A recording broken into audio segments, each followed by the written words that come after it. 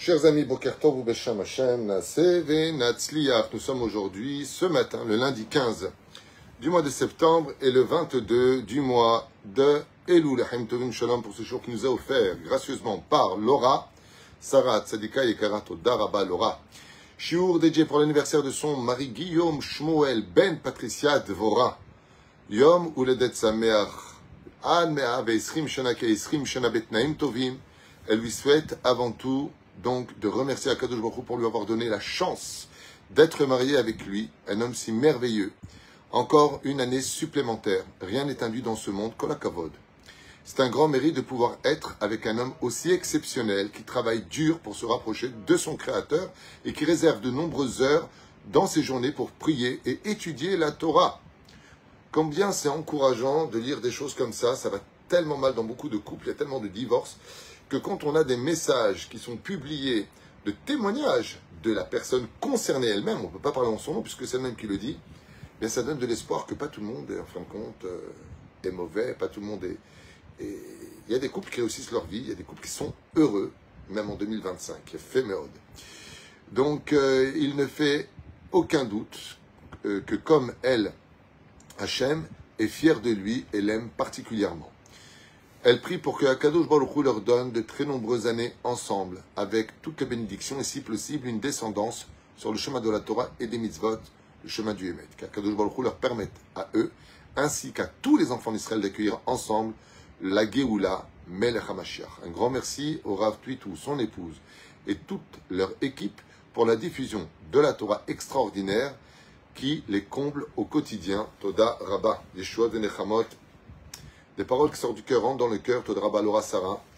Derrière tout grand homme, il y a une grande femme. Tout le monde le sait. On le dit souvent d'ailleurs dans les shiurim. Kol hakavod d'offrir ce shiur pour son anniversaire. Un cadeau fini par faner tôt ou tard. Mais un Dvar Torah, c'est éternel.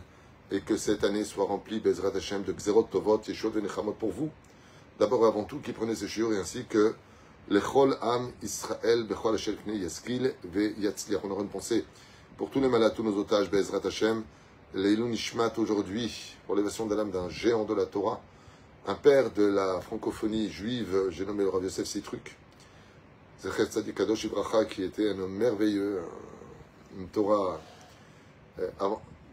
j'irais même aventuriste de son époque. Je trouve que la Torah du Rav Sitruk, c'est une Torah qu'on peut écouter en 2025, elle reste toujours d'actualité. L'Enishmat Avraham Gez Ben Rachel, c'est aussi sa Askara aujourd'hui. Vechol Mete Israël, une grande refouach lema pour tous les malades. Moratmi Akdosha Vateora.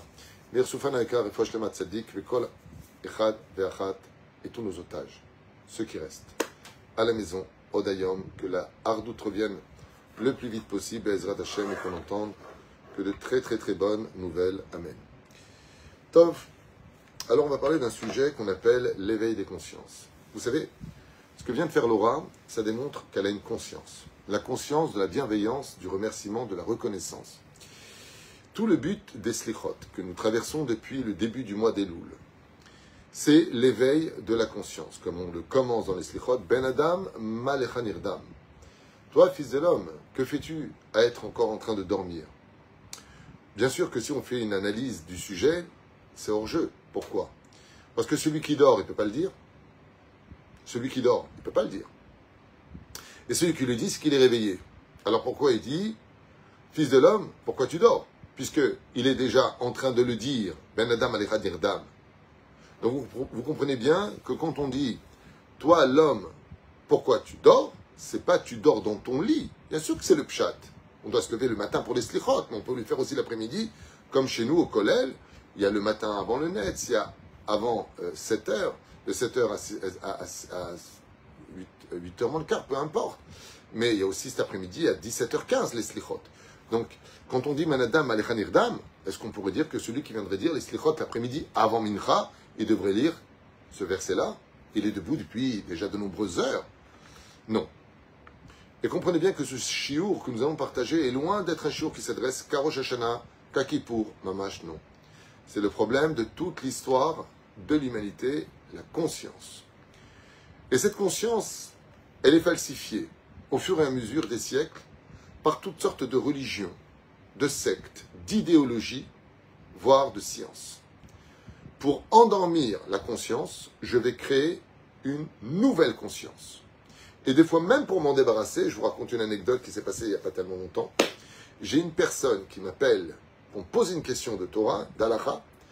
Je lui réponds instantanément parce que je m'efforce de répondre à tout le monde pour ne pas les laisser attendre. Donc même quand je suis très occupé, je regarde, tac, quelle est la question, tac, je réponds, tac, je retourne à mes occupations. Et je lui ai répondu.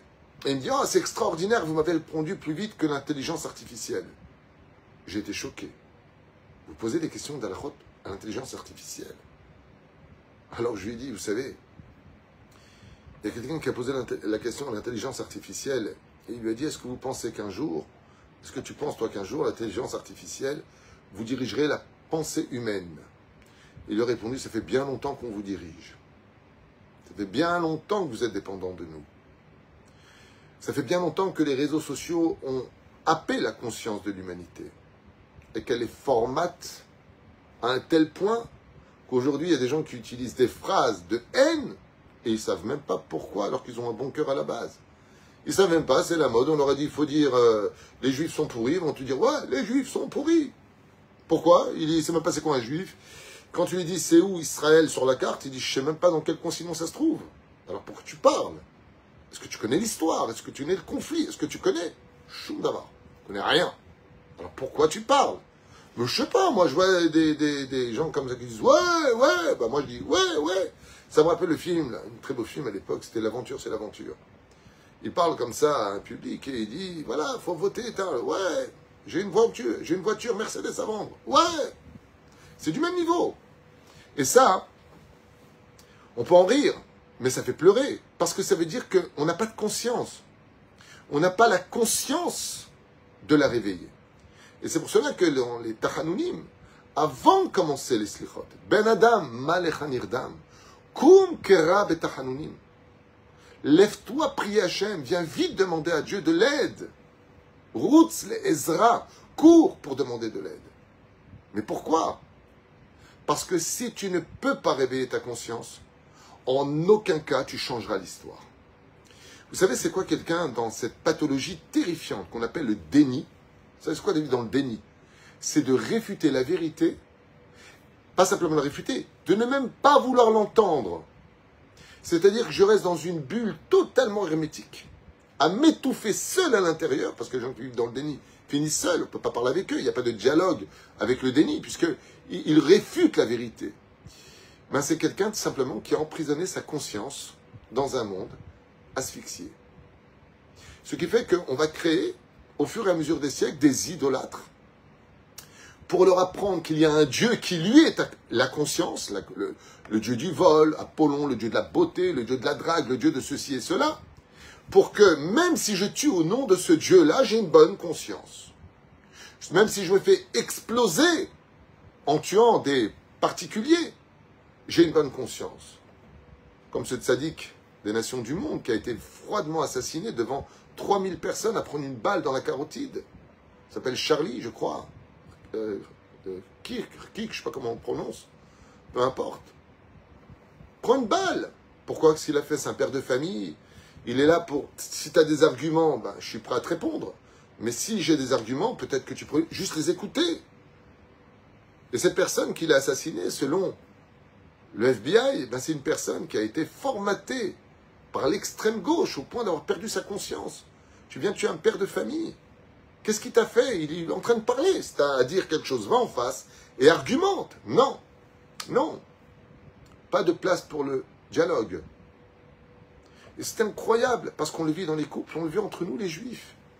On va essayer de s'annihiler face à la conscience. Alors que tout le but de la Torah, c'est de réinsérer la conscience au sein du peuple d'Israël. Chatanu, Avinu, reconnais que tu as fauté, reconnais que tu n'as pas été bien, reconnais que là tu es bien, reconnais que tu lui dois, reconnais que tu as tort, reconnais que tu as tort, reconnais que tu dois dire pardon, reconnais-le. Non, non. Pour fuir ma conscience, je vais non seulement oublier que je te dois des excuses, mais je vais t'accuser de m'avoir mis dans une situation où je t'ai créé du tort. Je t'ai fait du mal. Ce qui fait qu'il est impossible, chers amis, de faire teshuva parle même pas de la tchouva de la Torah, d'être un être humain normal si on n'a pas de conscience. Jeter sa conscience, c'est perdre la direction de l'humanité. Et aujourd'hui, il n'y a plus de conscience. Moi, j'ai connu, comme beaucoup d'autres, j'en parle souvent, de cette époque qui me manque au niveau du vécu, qui était l'époque de la conscience. Vous voyez, après la Deuxième Guerre mondiale, j'en parlais avec mon épouse hier soir, c'est que les SS, ils marchaient même Zichram, les Allemands, quand les caméras venaient pour filmer, ils appelaient ça les camps de travail. Ils cachaient la vérité pour ne pas éveiller les consciences. Quoique, elle a été bien dévoilée à bien des gens, mais bien ignorée aussi. Et ce que je veux vous dire, c'est qu'aujourd'hui, on vit quelque chose de pire que la Deuxième Guerre mondiale. C'est pire que la Shoah, ce qu'on vit aujourd'hui. C'est pire. Vous allez dire, comment il peut dire une chose pareille? Il n'y a pas de camp de concentration, il n'y a pas de... C'est pire au niveau des consciences. C'est qu'aujourd'hui, personne ne cache sa haine. Personne ne cache son dégoût. Personne ne cache ses intentions. Et ça, c'est des mondes qu'on a perdu une conscience, celle de chercher la vérité. Celle de dévoiler la vérité. Et si tu as le bonheur de connaître la vérité, ça devient un malheur d'en parler. Parce qu'on ne peut plus rien dire. On ne peut que se taire. Face, en réalité, à des aboiements nombreux qui nous entourent. Et qui finiront par réveiller d'autres consciences. Et c'est pour cela que, comme l'a écrit très pertinemment une personne ici présente dans l'écran, par manque de connaissances aussi. Alors je vais répondre, surtout par manque de connaissances.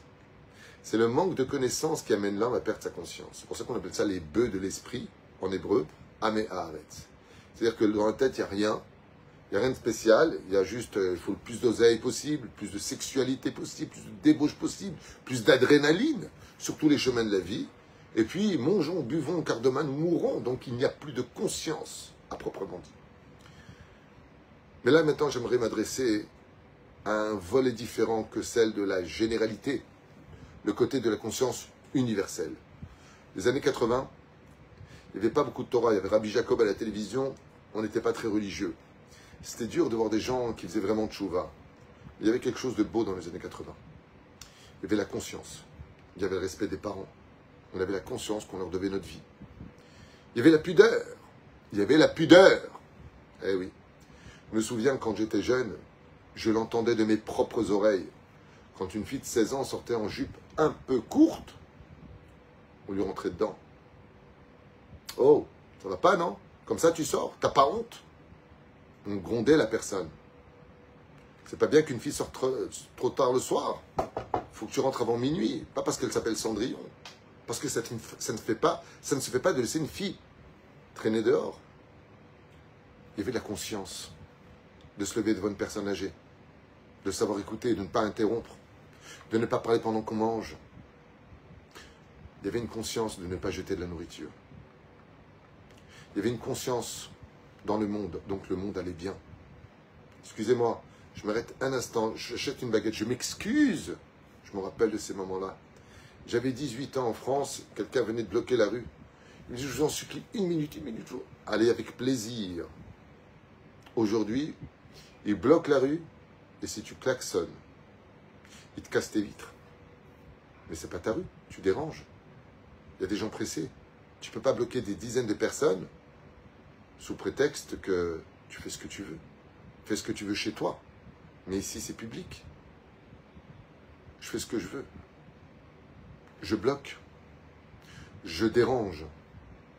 Et je garde ma conscience pour moi. Ma conscience, c'est l'égocentrisme.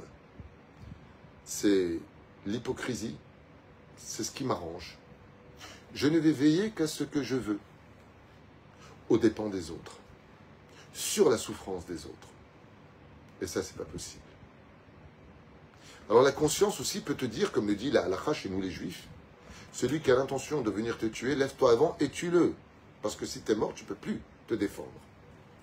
Donc oui, des fois la conscience, c'est de se lever avec un bras de fer et de dire stop. Et de dire qu'il faut irradier le mal. Oui, il faut arrêter tout ce qui est mal. Même si d'autres l'appellent le bien, ou la défense du bien. ou de la justice. Mais il faut vraiment avoir perdu une conscience, ou plutôt être débordé d'une haine pour s'aveugler au point d'appeler le mal le bien et le bien le mal. C'est pour ça, chers amis, que nous commençons les Tahanounim avec, quand on dit Ben Adam, Alechan Irdam, qu'est-ce que tu fais à être endormi? On parle de réveiller la conscience, parce que la personne était déjà debout pour le dire. Réveille ta conscience. Et pour cela, pour réveiller la conscience, comme on le dit dans l'Avdallah, entre le Shabbat et le Chol, le Avdil ben Kodesh le Chol, ou ben Or la Choshech, ou ben Israël la Amim, ou ben Yom HaShiva'i le Sheshet Yemei HaMaaseh. Le Avdil ben Kodesh le Chol. Regarde ce qui est Kodesh et regarde ce qui est profane. Si tu ne sais pas faire la différence entre ce qui est saint de ce qui est profane, ta teshuva sera toute ta vie falsifiée. Tu deviendras un datiloni, un homme saint, profane, profane, saint. À quoi ça ressemble? À quelqu'un qui boit un verre de lait avec de la boue à l'intérieur. C'est tout le lait qui devient impropre à la consommation. Mais pourtant, le lait était pur. Il est blanc, je le vois, mais il n'est pas consommable. L'avdil ben kodesh lechol, oven or la choshech. Réveille ta conscience entre ce qui est lumière de ce qui est obscurité. Si tu ne sais pas faire la différence entre ce qui est lumière dans ce monde et ce qui apporte l'obscurité dans ce monde, l'obscurantisme de par excellence, de toutes ces personnes qui sont complètement aveugles de ce qui se passe en Europe, complètement aveugles, avec des mensonges du matin au soir et des bœufs qui suivent derrière, sans vexer personne. Mais excusez-moi de vous le dire, les gens sont fous. Les gens sont fous. Et ils le savent. Mais les consciences se réveillent en Europe. Il y a des consciences qui commencent à se réveiller. Des milliers, des centaines de milliers de gens aujourd'hui commencent à ouvrir les yeux et se rendent compte qu'on les a endormis. Eh bien ça, c'est ce que nous avons, le shofar. Le shofar, c'est le réveil de la conscience. Vous savez, le shofar que nous sonnons à Rosh Hashanah, ce n'est pas pour nous éveiller, on est déjà à la synagogue pour l'entendre, le shofar. Ce n'est pas pour qu'on fasse teshuva, le shofar. Parce qu'avant de faire teshuva, il faut réveiller la conscience. Et le son du shofar, c'est le langage de la conscience abstraite de l'âme juive. Alors, on entend ce shofar pour réveiller cette conscience. Réveille-toi. Fais la différence entre la lumière et l'obscurité. Entre Israël et les nations. Et vous voyez, on s'est tellement assimilé pendant 2000 ans qu'aujourd'hui, les nations du monde ne veulent plus d'eux chez nous. Ils ne veulent plus de nous, pardon, chez eux, exactement. Ils ne veulent plus de nous chez eux. Vous, les Juifs. Parce qu'ils veulent remettre les consciences à leur place. Les Avdil ben Kodesh lechol, ou ben Or la Choshech, ou ben Israël la Amim, entre Israël et les nations du monde. Ce qui fait qu'Israël est déconnecté des nations du monde. Pas parce qu'on est mieux, pas parce qu'on est moins, parce qu'Israël est une nation à part entière, singulière. Être juif, c'est être singulier dans le monde. C'est pour ça qu'on est si peu nombreux, et pourtant tellement partout. C'est là qu'est toute la magnificence du peuple d'Israël. Mais pour cela, il faut se rappeler qu'on est juif. Et si on l'oublie, alors la conscience universelle nous le rappelle. Sale juif. Juif, toi, le juif. On nous rappelle qu'on est juif. Au Ben Yom HaShiva'i, le Sheshet Yemei HaMaaseh. Faire la différence entre le Shabbat et le Chol. Il y a 6 jours dans la semaine pour parler de ce que tu veux. Il y a 6 jours pour travailler. Il y a 1 jour pour étudier, obligatoirement. Prier, appartenir à Dieu, ne pas parler de quoi que ce soit, si ce n'est que de Torah. C'est le jour du Shabbat. Donc on a ici 4 consciences. L'Avdil ben Kodesh lechol, ben Or la Choshech, ben Israël Amim, ben Yom HaShiva'i le Sheshet Yemei HaMaaseh. C'est les 4 consciences qu'on se doit tous d'avoir avant Rosh Hashanah. Seulement on a un 3e problème. Et c'est le 3e et dernier volet. C'est que dans la conscience juive, qui est très loin de la conscience universelle, chez nous, le bien et le mal, il est très ambigu. Pourquoi? Parce que il y a le bien et le mal, de ne pas tuer, pas voler, pas mentir, tout ça c'est connu. Il n'y a pas besoin d'être juif pour ça. Avoir une conscience, respecter, s'auto-respecter. Tu te maries avec Une femme, une femme, c'est pas une serpillière, il faut lui parler avec respect, il faut la considérer, il faut comprendre ses changements hormonaux, il faut comprendre qu'elle a aussi un passé. Il y a plein de choses. Et puis, la femme vis-à-vis de son mari, qui a besoin aussi de certaines conditions, de l'accueillir avec le sourire. Mais tout ça, il n'y a pas vraiment besoin d'être rabbin pour l'enseigner. N'importe quelle personne qui a une conscience, qui est humain, qui a un cœur dans la poitrine, va te le dire. Il n'y a pas besoin de se disputer. Viens, on parle, viens, on essaie de trouver des solutions. On parle avec respect, sans s'insulter. Sans ta journée, c'est wesh, wesh, wesh. Je ne sais même pas ce que ça veut dire. Des trucs qui ne veulent rien dire aujourd'hui. Des discussions qui ne veulent rien dire.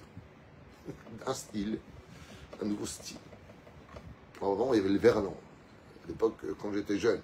Aujourd'hui, c'est un nouveau langage que je n'arrive même pas à comprendre moi-même. Enfin bon, c'est pas important.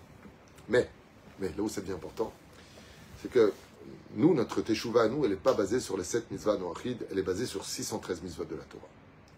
Et je vous dis franchement, quand on vient de lire la paracha, les parachas précédentes, on ne mélangera pas le lin et la laine. Tu vas dire ça à quelqu'un dehors, il ne faut pas mélanger le lin et la laine, c'est mal.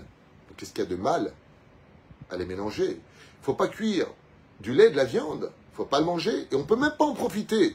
Bon, ok, je veux bien que dans les lois juives, je veux bien admettre qu'il ne faut pas mélanger le lait et la viande. Très bien. Et je peux le donner, si je me suis trompé, à ma voisine qui n'est pas juive. Eux, ils peuvent le manger. Non, tu ne peux pas. Ok. Bon, c'est un non-juif qui a ouvert une bouteille de vin, et c'est lui qui te sert. C'est mal. Mais qu'est-ce qu'il y a de mal à ça? Au contraire, il fait du bien. Regarde, il t'a ouvert la bouteille, il te sert. C'est interdit. Si vous comprenez bien ce que je veux vous dire, même pour le Shabbat Kodesh, qu'est-ce qu'il y a de mal dans l'absolu, pour la conscience universelle, d'allumer la télévision pendant Shabbat, un bel écran, je suis chez moi à la maison, attention, je ne sors pas, une cigarette, un petit café que j'ai fait à la machine, j'aime ma femme, j'aime mes enfants, je suis assis dans le canapé et je regarde un bon film. Ça ne m'empêche pas d'aimer Dieu, ça ne m'empêche pas de respecter Dieu avec ma vision des choses. Mais ta conscience est endormie. Parce que tout ce que je viens de dire, c'est que des interdits extrêmement graves de la Torah. T'as appelé Racha, t'as appelé Mechalel Shabbat. Hashem Ishmor Virachem. Ce qui fait que, comme l'a stipulé tout à l'heure, parfaitement quelqu'un, si je n'ai pas la connaissance de la Torah, du bien et du mal, alors je ne pourrai jamais la comprendre. Et c'est une des raisons pour laquelle le shofar de Rosh Hashanah nous rappelle le shofar du don de la Torah, du 6 du mois de Sivan. Et au sage, je nous expliquais pourquoi est-ce que la Torah a été donnée dans le tonnerre, les éclairs, le shofar, un vacarme incroyable, empreint et entouré d'un silence absolu. Pourquoi tout ça? Pourquoi nous donner la Torah dans un bruit si fracassant au point qu'on a eu très peur? C'est pour réveiller les consciences. Et c'est pour ça que la mort fait peur, pour une seule raison essentielle. Hormis ce qui nous attend pour le meilleur comme pour le pire. C'est que le jour de la mort, c'est le jour où je rencontre la conscience absolue. Celle de Dieu. Celle qui nous a dit que vous êtes obligés d'être Shomer Shabbat. Je vous interdis de dire du mal des uns et des autres. Prenons le cas du Lachon Hara. Vous savez pourquoi? Jusqu'à aujourd'hui, on n'arrive pas à s'empêcher de faire du Lachon Hara. Vous savez pourquoi? Parce que notre conscience n'a pas réalisé que c'était mal, tout simplement. On le sait, mais on ne le vit pas. Et quand on dit à une personne, comme ce matin, j'étais en train de parler avec un ami, et il me disait du mal d'une personne. Moi, j'adhère pas du tout, ce côté d'en faire un Dieu. Il me parle, je lui dis, Annie le Mekabel, je ne reçois pas ce que tu dis. Il me dit, mais je dis ce que je pense, je dis des vérités. Vous vous rendez compte? Le Lachon Hara, c'est dire de façon péjorative des vérités sur un autre juif. C'est ça du Lachon Hara. Est-ce que c'est bien ou pas bien? Bah oui, j'ai pas menti. Je dis ce que je pense. Je l'ai vu, je sais, je ceci, je cela. Oui? Résultat des courses.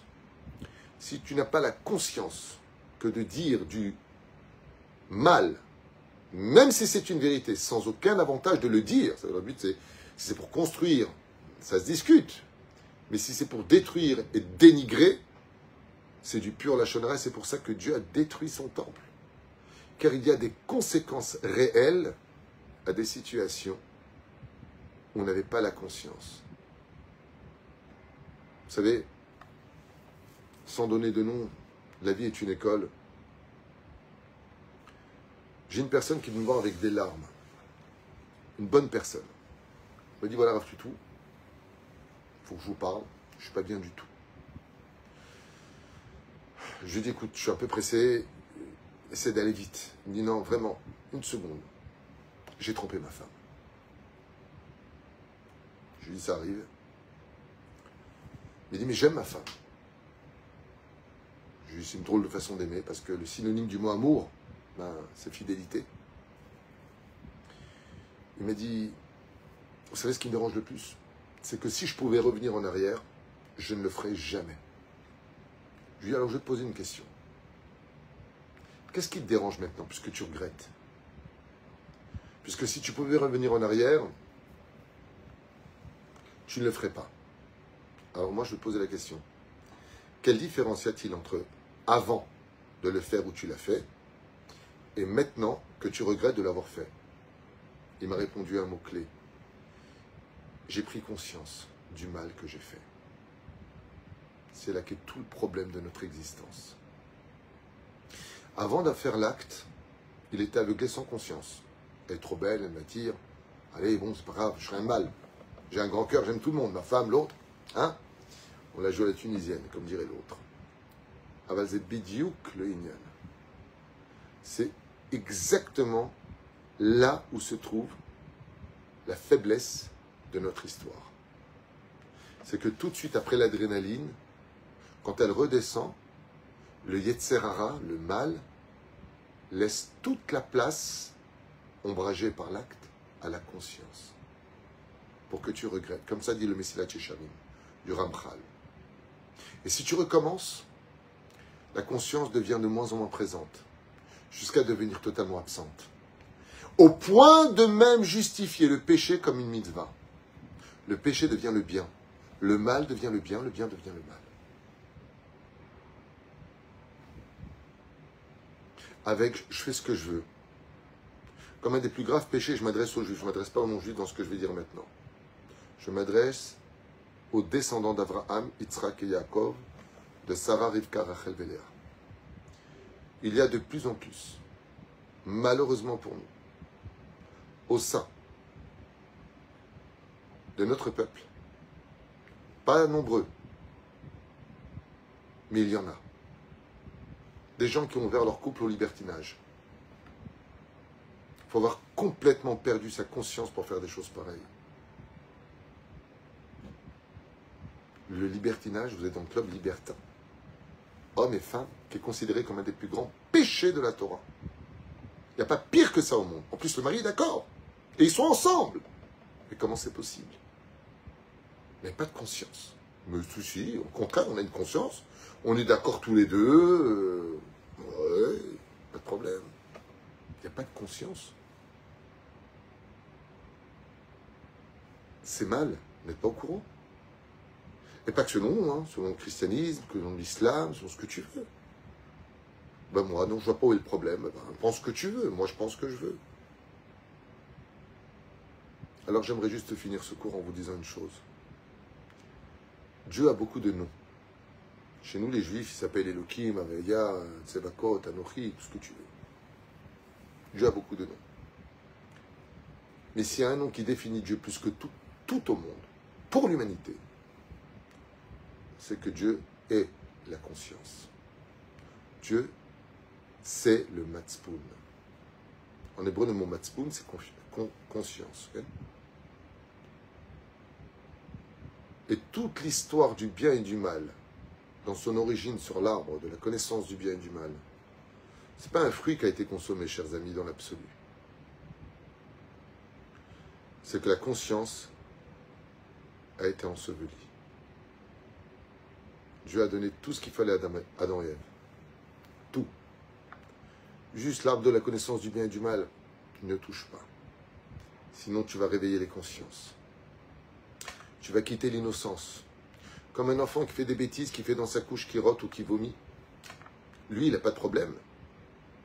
Que tout le monde voit son petit derrière quand on lui nettoie, parce qu'il a fait ses besoins. Lui, il n'a pas de problème d'être nu en train de marcher devant tout le monde, parce qu'il n'a pas de conscience.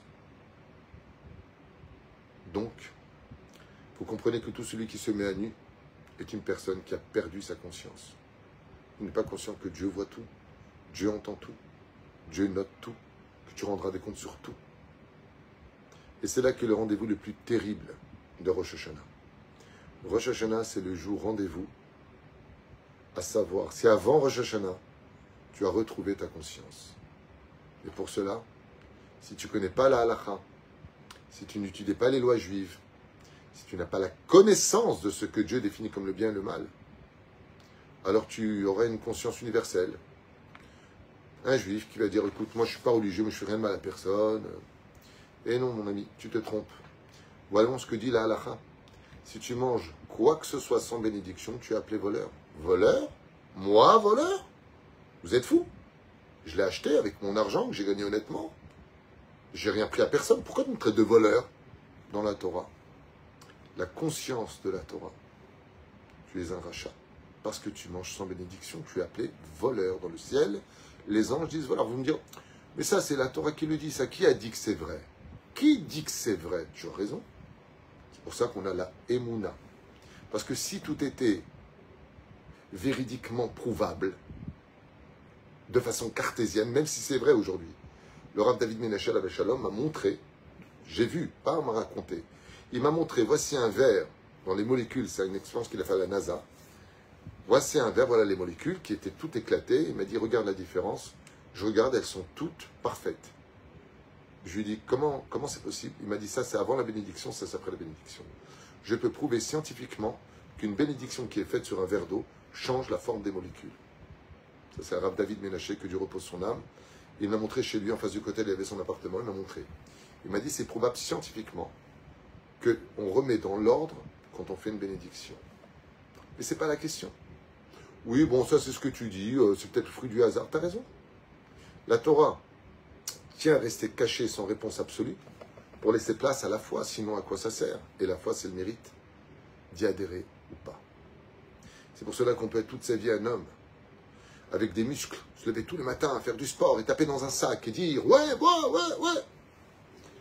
et avoir dormi toute sa vie parce que sa conscience était restée allongée dans un lit qui lui a dit reste bien au chaud, à continuer à rêver dans des mondes utopiques et qui t'amèneront qu'à une seule chose, d'avoir perdu toutes ces années à rester endormi alors que le but de ton existence c'était de réveiller ta conscience. Je vous demande, avec l'aide d'Hachem, de partager ce cours, parce qu'on en a vraiment besoin aujourd'hui, et que Béhémet et conscience se réveillent sur la magnificence de cette génération que nous sommes en train de vivre, et d'en retirer sa haine pour mieux comprendre et gérer Bezrat Hachem l'avenir de chacun de nous. Ouvrir ses frontières, accueillir des choses, sans même comprendre qu'il y a certaines religions qui en réalité ne sont pas des religions. Ce sont des vies politiques.